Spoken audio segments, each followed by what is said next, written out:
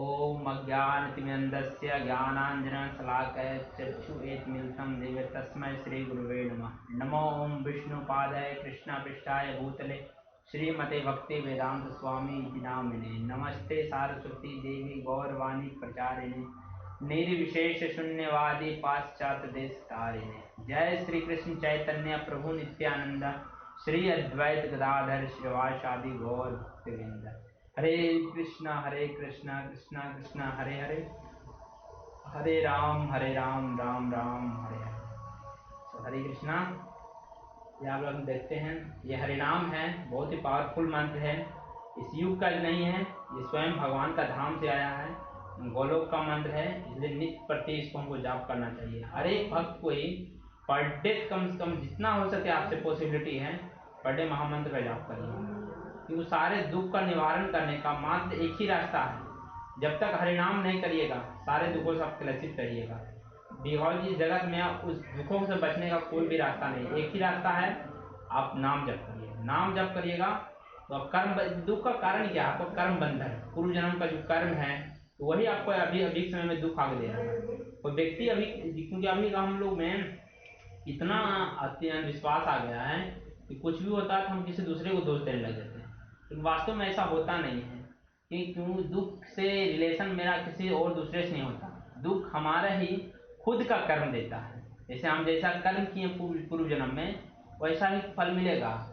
पिछले दिन हम बता रहे थे से एक क्या कर सकते हैं, एक बछड़े की कहानी बता रहे थे कि किस तरह वो एक व्यक्ति से उधार लेता है। बछड़ा जो पूर्व जन्म में एक व्यक्ति रहता है, व्यक्ति होने के कारण, थोड़ा सा मैं ब्रीफली में उसको मैं रिकैप कर देता हूँ। एक बछड़ा होता है, पूर्व जन्म में एक व्यक्ति रहता है, तो लेकिन पूर्व जन्म में वो कुछ ऐसा कर्म करता है जिसके कारण उसको बछड़े के शरीर को प्राप्ति होती है। तो एक किसान के यहाँ से लालन पालन उसका होता है, पालन पोषण किया जाता है। जब किसान जब खा पी के एक दिन वो विश्राम कर रहा था, विश्राम जब कर रहा था तो अचानक वही बछड़ा वहाँ पे वो खूटा में बगल में बंधा हुआ था। तो इधर कसाई खाने से कुछ लोग आए और चिल्लाने लगे, किन्हीं को बैल बेचना है क्या, किन्हीं को बछड़े बेचना है क्या।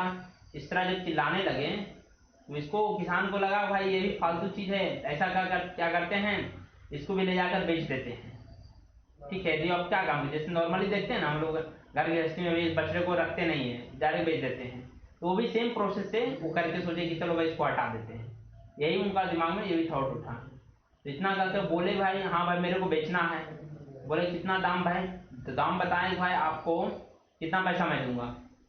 तो सीधे बताते हैं इसका मैं करीब 400 रुपया दूंगा। तो कहता है नहीं मैं 800 रुपया लूंगा, अर्थात किसान कहता है मैं 800 रुपया लूंगा, ये जो कसाई होता है वो बोलता है 400 रुपये में दूंगा।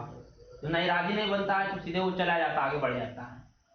लेकिन उसके बाद देखिए आगे फिर क्या होता है कि जैसे वो जाता आगे बढ़ता है, जैसे ही फिर लेट जाता है ये किसान लेटता है, उससे जस्ट बाद जानते फिर क्या होता है, वो बछड़ा अचानक खूटा में बंधा हुआ रहता है, अचानक खुल के आता है।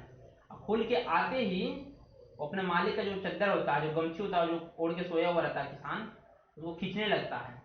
अब खींचते इतना जोर से खींचने लगता है तो भाई अचानक में कहता भाई कौन है, कौन खींच रहा है आदमी।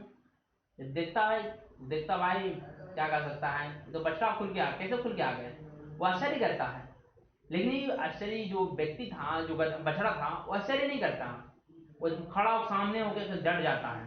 और डट कर जानते क्या बोलने लगता है, कहता है मालिक साहब मेरे को इतना मत डांटिए, मैं अपनी इच्छा से खुला हूँ, मैं खुद खुला हूँ, मेरे को किसी खोला नहीं है। जब इस तरह जब बोला ने तो मालिक जो था उसका तो होश उड़ गया। बोले होश कैसे उड़ सकता है? अच्छा आप ही बताइए, आपके सामने कोई अगर कुत्ता मनुष्य आवाज में आपके सामने बात करने लगे तो कैसा लगे आपको? कोई बिल्ली आपके सामने मनुष्य व्यक्ति की आवाज में बात करने लगे कैसा फील करिएगा? तो सेम कंडीशन वहां भी था। वहां भी क्या था, वो बछड़ा जो था मनुष्य आवाज में बोलने लगा कि मालिक साहब मेरे को मत डांटिए, मैं खुद आया हूँ। और जो कसाई जो गया है ना वो फिर आएगा, इस बार मेरा मूल्य 500 रुपया लगाएगा। 400 रुपये में तो राजी नहीं हुए थे आप, लेकिन इस बार 500 रुपया लगाएगा। इस बार क्या करना, मालिक साहब आप मेरे को बेच डालना, मेरे को रखना मत। इतना बोलते ही जस्ट वो कसाई फिर आता है। अब आगे बोलता है कि किसान जी, ये अधिक से अधिक इसका मूल्य हम 100 और बढ़ा सकते हैं, 500 रुपया देंगे। अगर देना है तो बोलिए, तो मैं चलता हूँ कहीं और। अब इतना में सेम अभी जस्ट वही बात सुना, अदेम फिर रिपीट किया गया ना, उसको सीधे कॉन्फिडेंस, उसको आओ ने देखा था, वो तो आपके बक्के रह गया। वो रस्सी खोला, बछड़ा बछड़ा का रस्सी उठाया और उस व्यक्ति को जाकर दे दिया। ऐसे वो व्यक्ति को दिया ने, क्या कर सकते हैं। अचानक पलट के बछड़ा बोलता है, मालिक साहब तेरा मेरा हिसाब बराबर। ये सुनता है ना ये किसान, पता किस चीज का हिसाब, कौन सा हिसाब। तब क्योंकि वो पूर्व जन्म में कुछ अच्छा कर्म किए थे, कुछ गलत भी किए थे, जिसका कारण इसका स्मृति बनी हुई थी। जैसे पूर्व जन्म में देखते हैं जड़ भरत महाराज के बने हुए थे, ऐसे अनेक महाचार्य आचार्य जो हुए हैं जिनका स्मृति बना हुआ रहता है। उनको अपना कर्म कुछ अच्छा सत्कर्म करते हैं, जिनका स्मृति जाती नहीं है, भगवान की समझ कृपा रहती है, तो उसको स्मृति था, याद था। उन्हें बोला कि पूर्व जन्म में मैं आपसे 500 रुपया का उधार लिया था, जिसके कारण, लेकिन मेरे पास पैसा उस समय थे, लेकिन फिर भी आपको हम चुका नहीं पाए थे। इसके कारण हमको इस जन्म में हमको बछड़े का शरीर मिला, अर्थात अच्छे कर्म किए नहीं थे, इसके कारण हमको पशु शरीर में आना पड़ा। लेकिन इस जन्म में मैं अपना शरीर बेचकर आपको मैं अपना सारा पैसा यहाँ प्रदान कर रहा हूँ।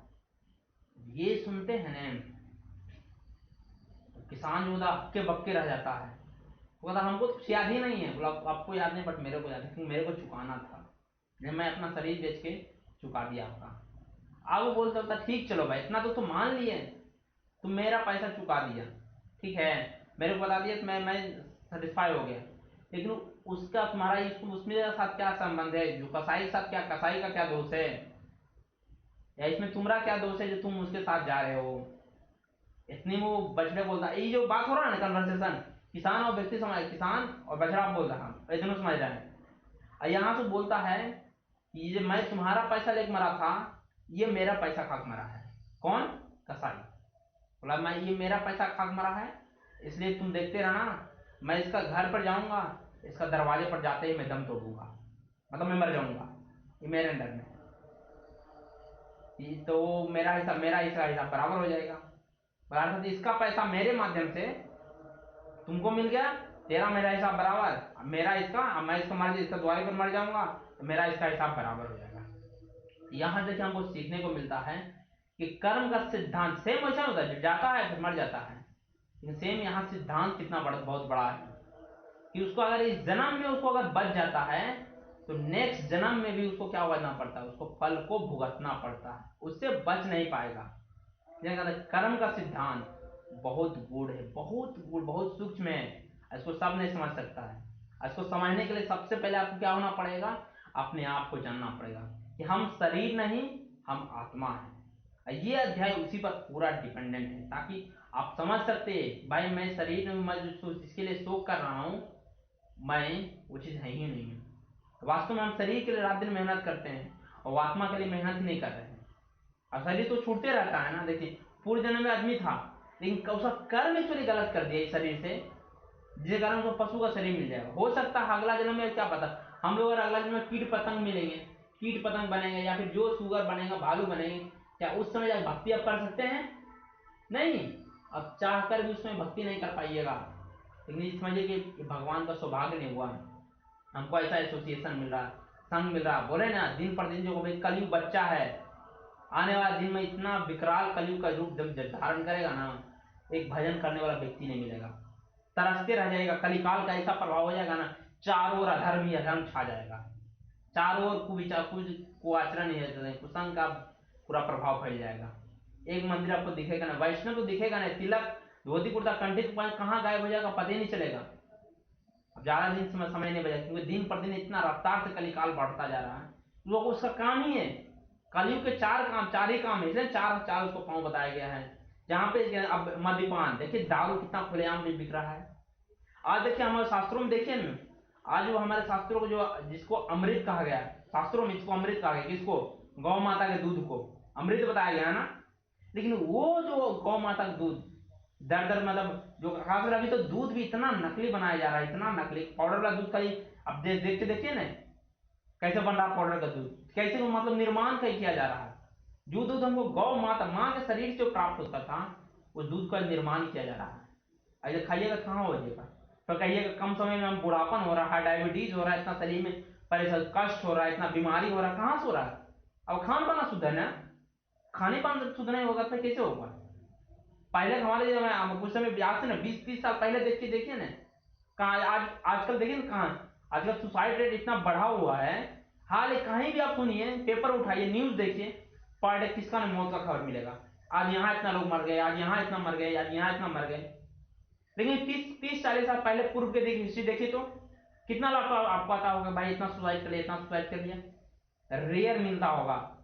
लेकिन सबका इफेक्ट हो रहा है क्योंकि हमने तो कहते हैं एक मॉडर्न बनने के चक्कर में पूरा अपना संस्कृति गवा बैठे हैं। सेम कंडीशन है। लेकिन कहते हैं जो गौ माता के जो शरीर दूध को अमृत माना जाता था, जिसके पीछे भगवान नंगे पांव दौड़ते थे, वो गौ का जो गौ माता का दूध जो है आज दर दर द्वारे द्वारे भटक रहा है। पहले तो मिल ही नहीं रहा, लेकिन मिल भी रहा, द्वारे द्वारे ठोकर मार रहा है, कोई पूछ नहीं रहा। लेकिन शराब क्या है? शराब दुकान में सीधे शीशा में पैक रहता है, जाली कितने अंदर जाली में रहता, थोड़ी सी बुड़की रहता है, और उसमें सीधे जाकर खुद बोतल दे दीजिए, बोतल दीजिए। जितना दूध के अथी में ओरिजिनल दूध का बिक्री नहीं है, उससे ज्यादा शराब का बिक्री है। जितना लंबा दूध लेने के लिए लाइन नहीं है, उससे ज्यादा लाइन क्या शराब के लिए है। क्योंकि देखिए तो जहाँ पे कुसंग हो रहा है, जहाँ पे अधर्म हो रहा है, जहाँ पे मदपा, जहाँ पे जहाँ मांस खाने, देखिए तो कसाई खाना में लाइन पर लाइन लगा रहेगा। और भाई हम भगवान के काम कर रहे हैं, देखिए ना खाने वाला का आडंबर ऐसा फैल चुका है। वो सीधे क्या कहता है, हम तो भगवान की मदद कर रहे हैं, बेचारा यीशु मरबे करेगा तो बेचारा हम खा देंगे, काम दे देगा। अरे महामूर्ख, तुमको अगर कोई काट के खाए तो कैसा लगेगा? ये कलिकाल का प्रभाव है। चार ही काम है ना, जहाँ पे मद्यपान होता है, जहाँ पे अहिंसा होता है, जहाँ पे मांस मदिरा, जहाँ क्या कहते हैं कुसंग होता है, यही शांत रहता है। अभी का समय वर्तमान में देख लीजिए, चारों ओर अंधाधुंध पड़ रहा है। अंधाधुंध, कहीं किसी को रोक नहीं है, सब लोग इतना इतना रफ्तार से बढ़ रहा है कि मत पूछिए। ये एक प्रभाव है। इसके लिए सबसे पहले खुद को जागरूक होना पड़ेगा, खुद को समझना पड़ेगा। जब तक खुद को नहीं समझिएगा कुछ नहीं होगा, समझे? इसलिए हमको पहले सबसे पहले देखते हैं, कल जैसे फिर भी कल बता रहे थे आत्मा के बारे में बता रहे थे। आत्मा का जो कहते हैं साइज कितना है, कल बेसिकली इस पर बहुत सारे डिस्कस किया गया था। तो आत्मा का साइज भगवत गीता के अनुसार बताया गया है, आपका बाल है ना, बाल के अग्रभाग के 10,000वें हिस्सा के बराबर जो आत्मा का आपका साइज है। आप सोच सकते हैं कितना नगण्य है, कितना सूक्ष्म है। कोई व्यक्ति समझ पाता है इसको? नहीं समझ पाता।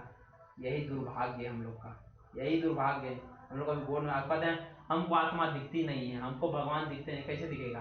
दाल भात का कोर है, कहाँ है डायरेक्ट में कभी देख लिए, ये कर लिए? नहीं, बहुत मुश्किल है।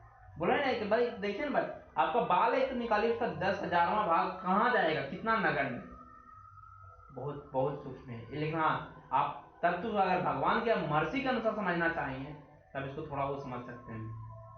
आगे देव प्रभुपाद जी प्रपोर्ट में बताते हैं, इस प्रकार आत्मा जो है प्रत्येक भौतिक परमाणुओं से छोटा है।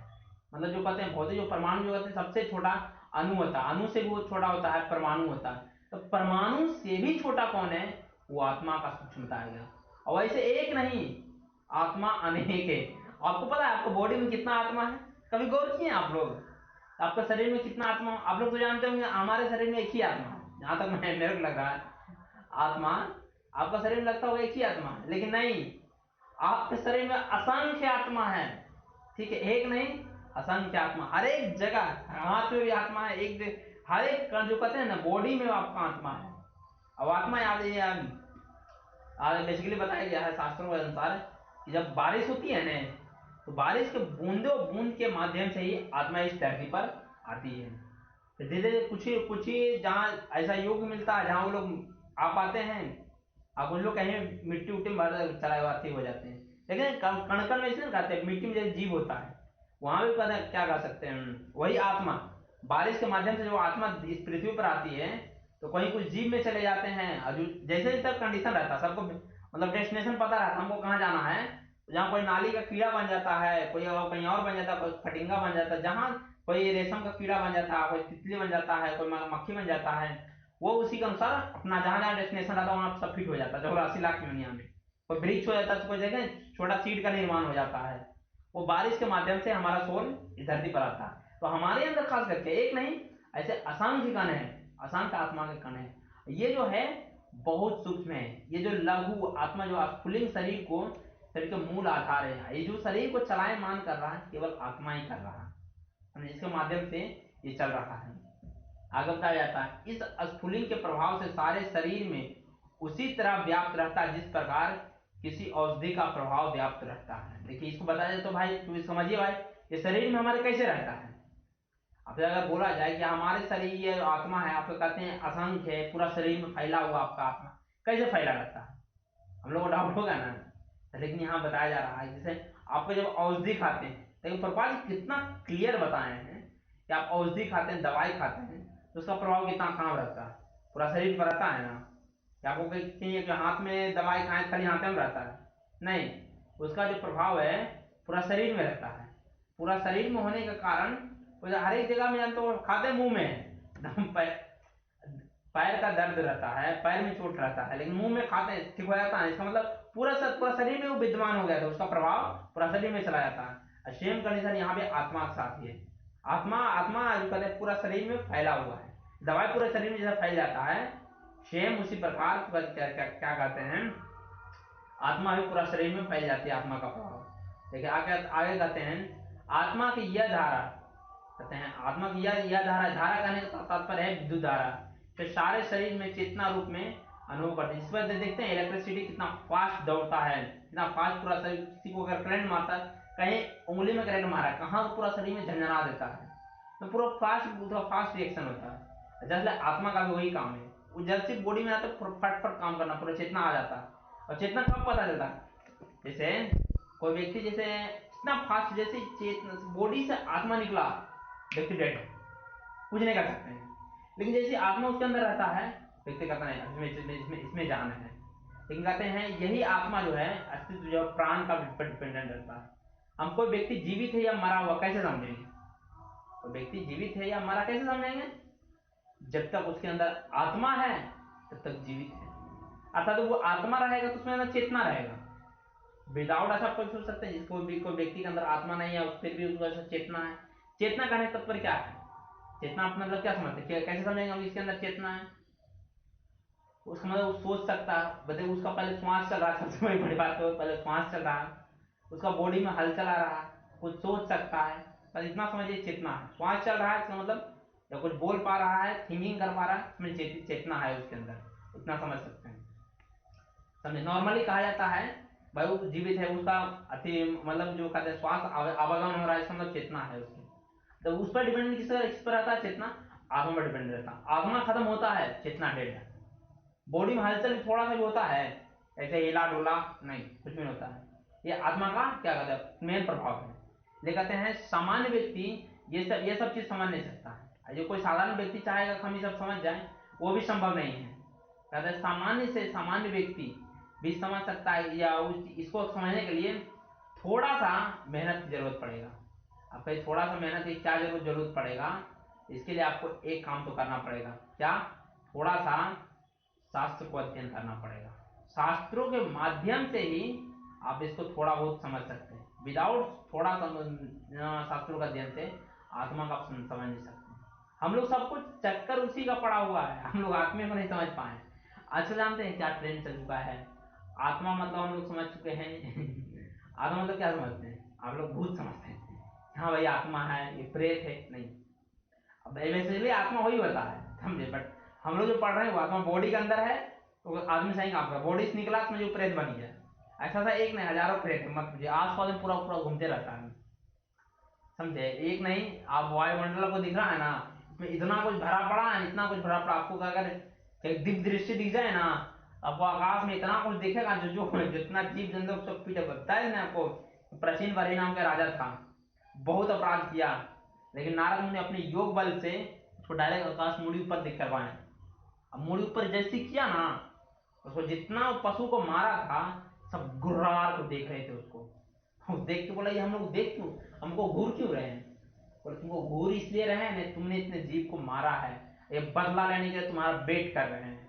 जैसे तुम उस धाम में जाओगे, तुम्हारा शरीर छूटेगा, तुमको त्राहिमाम तुमको ये कर सकते हैं, क्या कर सकते हैं, तुमको तबादला कर देंगे, तुमको छोड़ेंगे नहीं। ये देख के वो प्राचीन भाई कांप जाता है, फिर बाद में भक्त बन जाता है। ये समझे ब्रह्मांड में जो बहुत कुछ भरा पड़ा है, इतना नहीं। आप जो बोलते हैं ना, जैसे हम जो बोल रहे हैं आप सुन रहे हैं, या फिर आप हम यहाँ से हल्दिया से फोन करते हैं या बोलते हैं, या फिर टीवी देखते हैं, यहाँ बोलते हैं, वहां सुनाई पड़ रहा है। कैसे सुनाई पड़ रहा है? या कोई तार जुड़ल है, या फिर वो बोल रहे हैं तो भाई कोई दूरबीन का है पहुंचाने के, नहीं। सेम आवाज जो बोलते हैं ना आप, एक भी आवाज, इसलिए कहते हैं सब आवाज की, आपका वाणी का बहुत महिमा होता है। एक भी आवाज बोलते हैं ना आप, पूरा ब्रह्मांड में फैल जाता है, पूरा ब्रह्मांड में फैल जाता है। पर वही से आपका जो मन है कैच कर लेता है आपका फ्रीक्वेंसी। ये देखना, हम यहाँ बोल रहे हैं, आप वहां सुन रहे हैं, फ्रीक्वेंसी मैच किया जाता है, फ्रीक्वेंसी कैच कर लेता है। इसका मतलब यह होना नहीं, हम जो बोलते हैं पूरा ब्रह्मांड में फैल जाता है। जैसे दवाई खाते हैं यहाँ, पूरा शरीर में फैल जाता है, जब हमें बोलते हैं पूरा ब्रह्मांड में फैल जाता है, जिस कारण वहां सीधे कैच कर लेता है, वही फिर सुनने लगते हैं। लेकिन हमारे जो एक वाणी है ना, वाणी शक्ति बहुत पावरफुल, सुगा क्या बोल रहे हैं ना, सोच समझ के बोले, वो आपका सब स्टॉप है वहां, समझे। लेकिन तब यहाँ बताते हैं ये सब चीज सब नहीं समझ सकता। कोई बुद्धिमान व्यक्ति जो शास्त्रों का अध्ययन करता है वही इस चीज को समझ सकता है। आगे देख कहते हैं, शरीर में इस चेतना को किसी भी भौतिक उपचार के द्वारा वापस नहीं लाया जा सकता है। अब कहा जाए, पूर्वज बहुत पकड़ बताए हैं, बस शरीर का चेतना अगर कहा जाए, कोई शरीर चेतना मतलब क्या समझे, व्यक्ति अगर वापस नहीं लाया रहा चेतना के, समझ चेतना उसका शून्य हो गया, चेतना शून्य करने तो वो डेड हो गया, उसका आत्मा निकल गया। तो सही बात है ना, कोई व्यक्ति अगर मर जाता है, क्या उसको दोबारा पुनर्जीवित कर सकते हैं? नहीं कर सकते हैं। चाह करके बहुत प्रयास करिएगा लेकिन फिर भी नहीं कर पाइएगा। लेकिन कहता है ये संयोग से फलस्वरूप नहीं है, अभी तो आत्मा जो है बहुत सूक्ष्म है, बहुत सूक्ष्म है।